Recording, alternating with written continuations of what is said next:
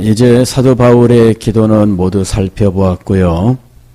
이제 일반 서신 혹은 공동 서신이라고 하는 이 서신서에 나오는 기도를 또 몇 차례 생각을 하게 될 겁니다.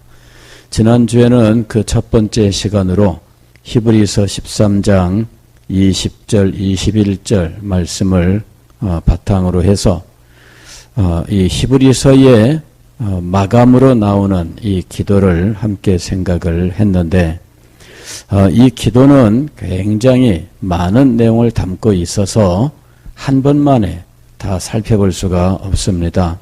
지난주에는 기도에 있어 가장 중요하고 그리고 첫 번째 오는 요소인 하나님의 칭호에 대해서 함께 생각을 했는데 히브리서 13장 20절에서 이 기도의 핵심이 되는 하나님의 칭호는 평강의 하나님이었습니다. 평강의 하나님은 단지 우리의 삶에 어떤 평안을 달라 하는 의미에서 평강의 하나님이라고 말한 것이 아니다라고 말씀을 드렸습니다. 우리가 이제 성경을 읽을 때 빠질 수 있는 가장 위험하고 그리고 또 굉장히 유치한 것은 무엇이냐면은 성경을 읽을 때 바로 우리의 상황 속으로 이 말씀을 가지고 오는 거예요. 우리는 성경의 말씀을 나에게 적용하기를 원하는 마음이 있어서 이 성경의 말씀을 바로 나한테 가져와서 적용하고자 하는데 이것이 굉장히 위험하기도 하고 또 때로는 유치하기도 한 일이기도 하다 하는 거예요. 다시 말씀을 드리면 성경에 어떤 평강이 나온다고 해서 혹은 평화, 화평, 화목 이런 말들이 나온다고 해서 이것을 속히 내 생활의 평화, 내 생활의 어떤 평안, 내 생활의 어떤 모습과 바로 연결시키려고 한다는 거죠. 바로 이런 것들이 성경 말씀의 의미를 왜곡시키는 결과를 가져온다는 거예요. 그래서 우리가 성경을 읽을 때 나에게 이 성경 말씀을 바로 적용하고자 하는 이 시도는 잠시 참아야 된다 하는 거예요. 오늘 우리가 이 히브리서 13장 20절에서도 기도를 들으시는 하나님에 대한 칭호를 평강의 하나님이라고 말씀하는데 이 평강 혹은 평화라고 하는 말을 자기에게 빨리 적용하고 싶어서 평강의 하나님은 나에게 평화를 주시는 분이시다. 그래서 내 삶의 어려움, 내 삶의 문제들을 하나님께서 모두 해결하시고 나에게 평안을 주시고 내 삶을 해결해 주신다. 이런 식으로 이 말씀을 바로 적용하려고 한다는 거죠. 큐티를 하거나 혹은 큐티 나눔을 할 때 많은 사람들이 그런 식으로 이 성경을 받아들이고 해석하고자 한다는 거예요. 그래서 그런 식의 이야기들을 나누고 있습니다. 그런데 이것은 성경의 말씀을 왜곡하는 방식입니다. 그래서 우리는 이 평강이라고 하는 말이 도대체 성경에서는 어떤 의미를 가지고 사용되었는지 하는 것들을 알아야 할 것이며 또 이 본문에서 이 평강이 어떤 역할을 하고 있는지를 알아야 한다 하는 거예요. 지난주에는 이 평강이란 말이 성경에서 크게 4가지로 사용되고 있다라고 말씀을 드렸습니다. 첫째는 복음적 칭호, 복음을 담고 있는 말이에요. 평강이라고 하는 말이. 즉 복음이라고 하는 것은 하나님과 인간 사이에 이 불화하게 된 것, 즉 하나님에게는 진노의 자녀가 되고 원수가 되었던 이 관계를 회복하게 하는 평화로서의 복음, 바로 그것을 담고 있다 하는 것이죠. 두 번째로는 언약적 칭호였습니다. 이것은 무엇이냐면은 하나님과 성자 사이에 죄인들의 구원을 위한 언약을 맺는데 이 언약을 우리가 구속의 언약이라고 불렀어요. 이 구속의 언약이 있기 때문에 우리를 구원하시는 복음, 은혜 언약이 나오게 되는 겁니다. 하나님과 성자 사이에, 성부와 성자 사이에 이 언약이 없다면 은혜 언약은 성립이 안 돼요. 왜냐하면은 은혜 언약이란 무엇이냐면은 죄인들이 자기의 공로에 의지하지 않고 오직 자기들을 위하여 죄값을 치르신 예수 그리스도를 믿는 믿음으로 구원을 얻게 하는 것이 은혜 언약이거든요. 그런데 그리스도께서 죄인들을 위하여 죽으신 것이 어떻게 믿는 자의 죄사함과 생명 얻음이 되느냐 하는 거예요. 그거는 그리스도가 죽으면 자연스럽게 이루어지는 것이 아니라 이미 그렇게 하기로 하는 법이 있기 때문이에요. 그 법은 성부와 성자 사이에 맺은 언약입니다. 그 언약이 모법이 되고 그 모법에 근거를 해서 이제 은혜 언약이라고 하는 이 구원의 법이 우리에게 적용되는 거예요. 그럴 때 모법이 되는 이 성부와 성자 사이의 언약, 이 언약을 화평의 의논이라고 불렀다는 것이죠. 그래서 하나님과 죄인 사이를 화평하게 하시는 것을 목적으로 하는 성부와 성자 사이의 의논 혹은 언약이라고 하는 것입니다. 화평이란 말은 바로 거기에서 나온 말이라는 것이죠. 이사야서 54장 10절 말씀을 보면은 하나님께서 이 언약을 가리켜서 화평케 하는 나의 언약이 영원할 것이라고 말씀을 하셔요. 화평케 하는 나의 언약, 하나님께서 화평케 하는 언약을 영원히 세워놓으신 거예요. 세 번째로는 경륜적 칭호였습니다. 즉, 이 평화가 이 복음으로 말미암아 이루신 하나님과의 평화가 하나님과의 평화로 그치지 않습니다. 이 평화가 죄인들 사이에도 이루어지게 되는데 이 죄인들 사이에 이루어지는 평화를 유대인과 이방인 사이의 평화로 말씀하고 있다는 거죠. 유대인과 이방인은 하나가 될 수 없어요. 그런데 예수 그리스도의 십자가로 말미암아 유대인과 이방인이 하나가 되었어요. 유대인과 이방인이 하나가 되었으니 우리들도 역시 어떻게 돼요? 평화를 이루어야 된다는 거죠. 교회는 어떤 단체냐 하면, 조직이냐 하면 그리스도의 십자가의 피로 하나가 된, 그리스도의 십자가로 말미암아 화평케 된 공동체라는 것이죠. 그래서 이 그리스도의 피로 화평케 된 공동체를 이루는 것, 바로 이것이 평강의 하나님의 역사였던 거죠. 네 번째로 성경에서 말씀하는 평강은 무엇이냐면은 관계의 평화예요. 하나님과 늘 화평한 관계를 가지는 거죠. 하나님의 뜻을 마음에 새기고 하나님의 뜻을 기뻐하고 하나님의 뜻을 순종할 때 하나님과 화평한 관계가 돼요. 이것이 우리에게 기쁨과 축복의 터전이 되는 거예요. 하나님과 화평한 관계가 되지 않으면 하나님의 축복, 하나님의 기쁨이 우리에게 임하지 않아요. 가령 부모와 자녀 사이에 늘 다툼이 있으면 그 관계가 이 화평의 관계라고 말할 수 없죠.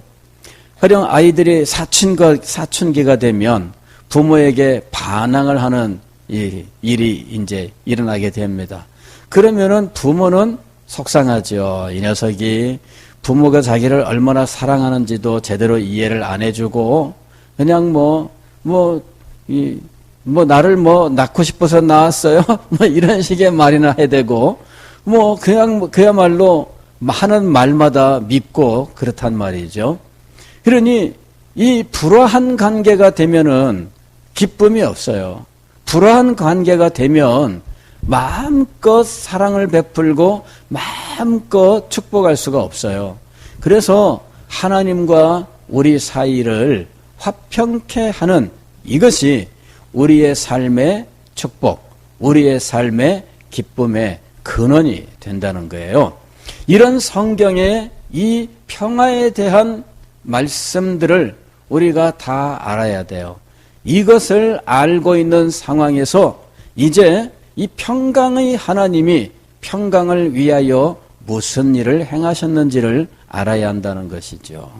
오늘 말씀은 하나님께서 이 평강을 위하여 지금 말씀드렸던 복음의 평화, 언약의 평화, 경륜적 평화, 관계적 평화라고 불렀던 이 평화를 위하여 하나님께서 무슨 일을 행하셨느냐. 그 앞에 이 평강의 하나님에 대한 설명이 나와요.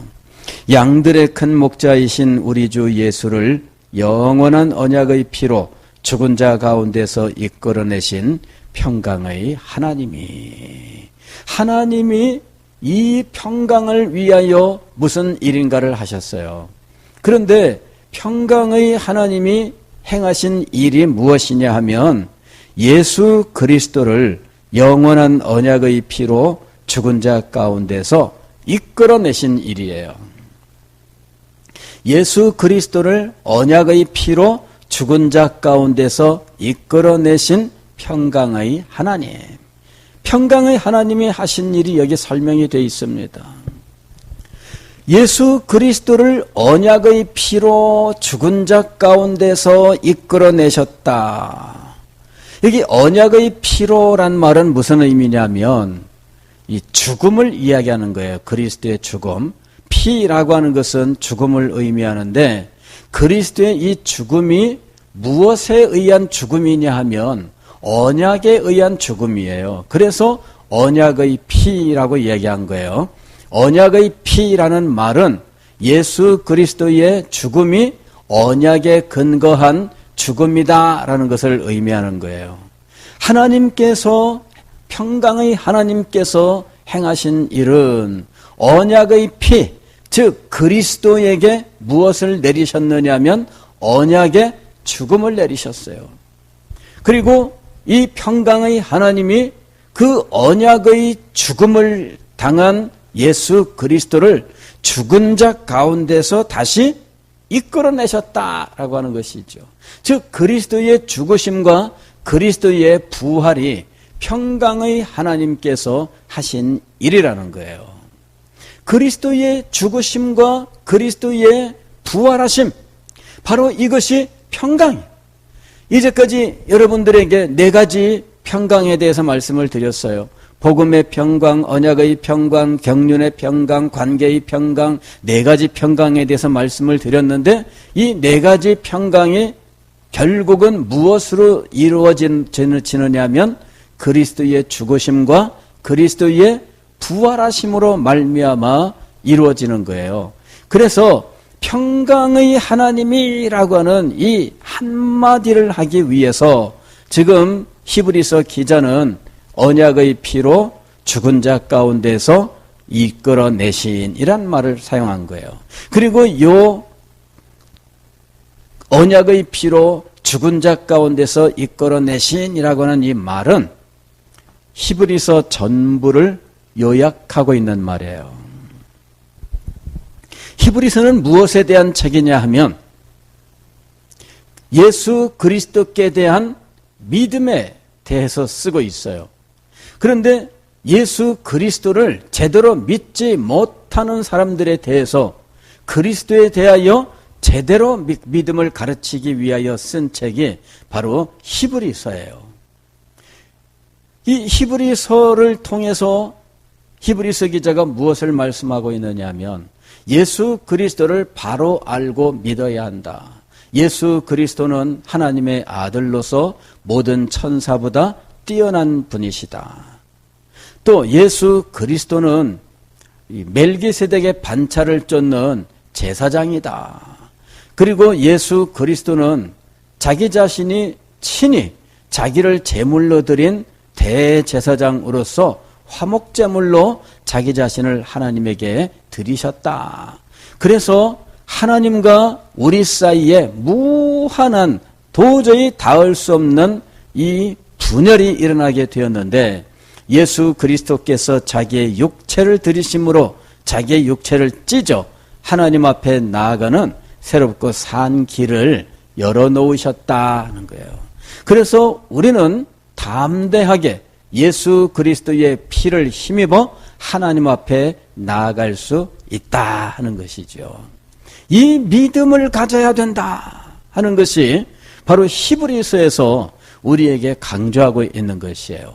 그리고 이 히브리서의 모든 내용들을 이제 이 한마디에다 담아놓은 거예요. 주 예수의 언약의 피로 죽은 자 가운데에서 이끌어내신 평강의 하나님. 즉 평강을 위하여, 즉 평화를 위하여 예수 그리스도를 언약의 피, 즉 언약의 죽음으로 또 죽은 자 가운데서 그를 다시 부활로 이끌어내셨다는 거예요. 이것이 평화를 위한 하나님의 행동이에요. 하나님께서는 평화를 간단하게 이루신 것이 아니에요. 우리는 하나님이 전능하신 분이기 때문에 그저 우리가 원하면은 쉽게 평화를 주시고 평안을 주시고 우리 삶의 모든 문제들을 단번에 없애신다고 우리는 그렇게 고백을 하고 또 그런 것을 우리가 소망해요. 기도할 때 우리는 그것을 간구합니다. 그러나 우리가 이 평화를 간구하기 위해서 우리 삶의 어떤 평안을 간구하기 위해서 하나님께서 행하신 일을 늘 기억을 해야 된다는 거예요. 우리의 평화를 위하여 하나님께서 무슨 일을 행하셨을까요? 주 예수를 언약의 피로 죽은 자 가운데서 이끌어내시는 이 일을 하셨어요. 다시 말씀을 드리면은 하나님께서는 우리에게 평화를 주시기 위하여 그리스도를 십자가에 죽게 하셨다는 거예요. 이게 언약의 죽음이었어요. 즉 성부와 성자 사이에 맺은 언약에 따라서 성자가 죄인들을 위하여 죽으면 그 죄인들의 죄를 대신 담당하고 죽으면 이 죄를 용서하신다고 하는 언약을 맺어 놓으신 거예요. 그리고 이 그리스도를 다시 살리시면서 죄인들에게 생명을 주시는 일을 약속하셨던 거예요. 이것이 성부와 성자 사이에 있는 언약입니다.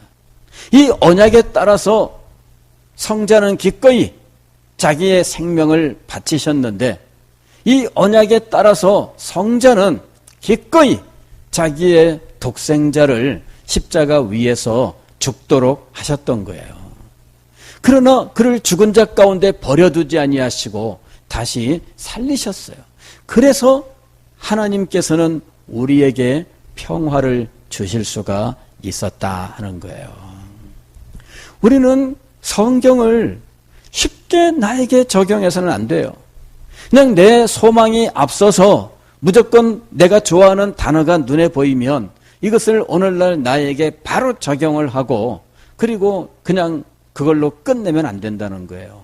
성경을 볼 때는 언제나 성경 전체 하나님의 뜻을 우리가 알고 하나님의 그 뜻이 어떻게 이루어지는지를 알고 그러한 깨달음 속에서 하나님 앞에 우리의 소원을 아뢰 수 있어야 된다는 거예요.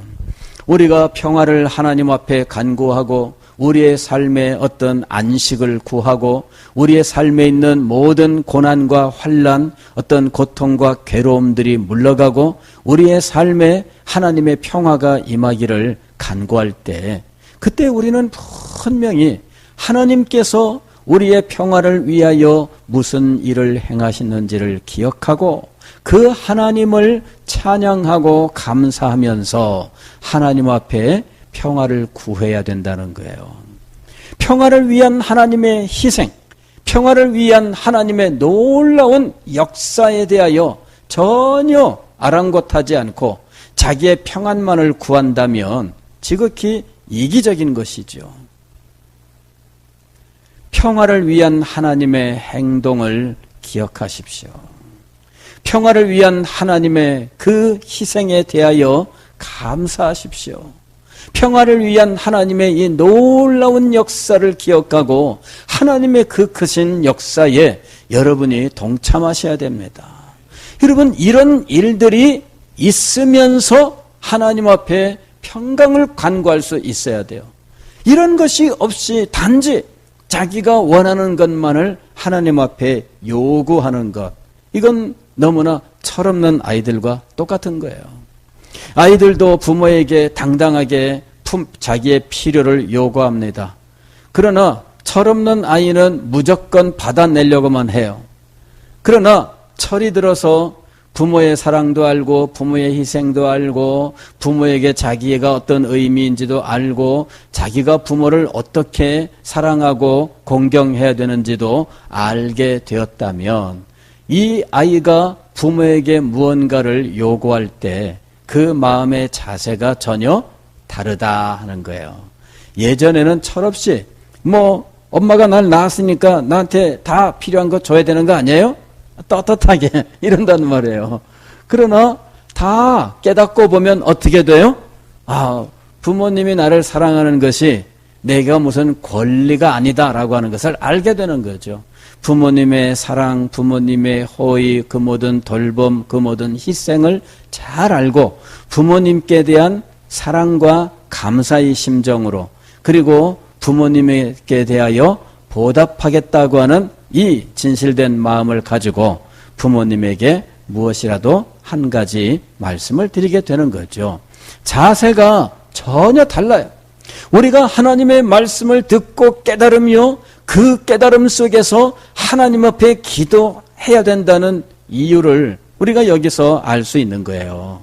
그냥 밑도 끝도 없이 하나님 우리를 창조했으니 책임지세요 이러면서 하나님 앞에 요구할 것만 당당하게 말씀드리는 이런 기도, 여러분 그 기도는 얼마나 철이 없는 기도일까요?